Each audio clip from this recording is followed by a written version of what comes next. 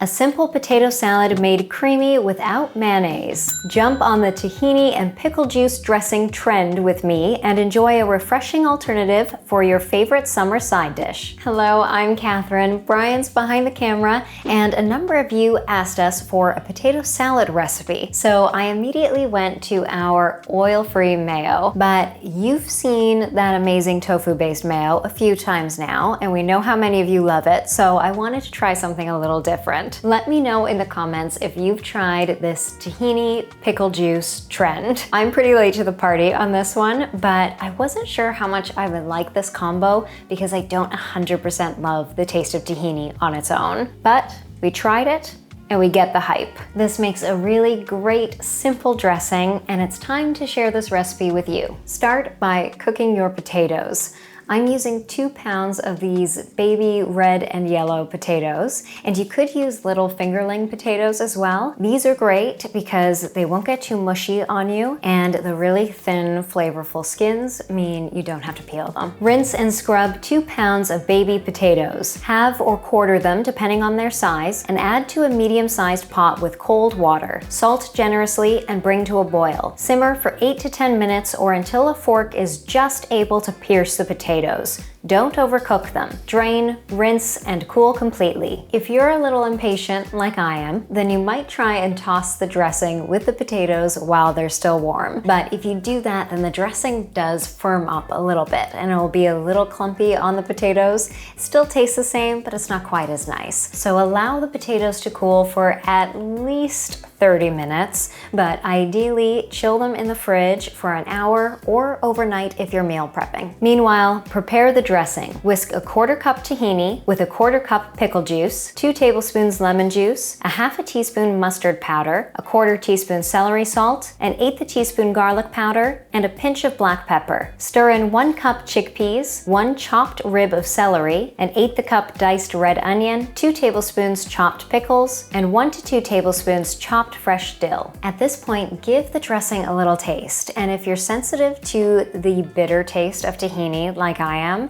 then you could add a touch of a sweetener. I usually don't add extra sweetener in here, but I have put about 1/2 tablespoon of maple syrup, and although we liked that version, I prefer it without, and we haven't found it too overpowering. The salt and the lemon juice in here also help to balance out that bitter flavor. And one more way to chill out the bitterness from the tahini is to literally chill this salad. For some reason, our taste buds don't perceive bitter flavors to be as strong when the food is cold.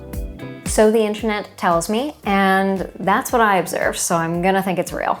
And speaking of the salt in here, I've used celery salt, but if you only have celery seed, then make sure to add some salt into this dressing. And if you're using prepared mustard instead of mustard powder or dry mustard, then use 1/2 tablespoon prepared mustard instead of the 1/2 teaspoon dry mustard that I used. And you can of course switch up the extra additions to the salad. I've used chickpeas in lieu of the hard-boiled eggs that are often in, and not an egg salad, a potato salad. We're making a potato salad. That's what we're making. But there's usually eggs in it, right?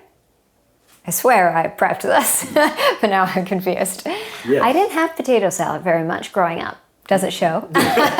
Anyway, I've used chickpeas to add some interest and some extra protein and fiber and all of those lovely things. And some extra additions with some crunch help to offset that soft texture of the potatoes. Now let's finish this up. Pour the dressing over the chilled potatoes and mix to combine. Garnish with extra chopped dill and some celery leaves if desired, and chill until you're ready to serve. Leftovers keep well for 2 to 3 days in the fridge. Who's excited? I'm excited. Are you excited? They're excited. I They think asked so. for it. Yeah.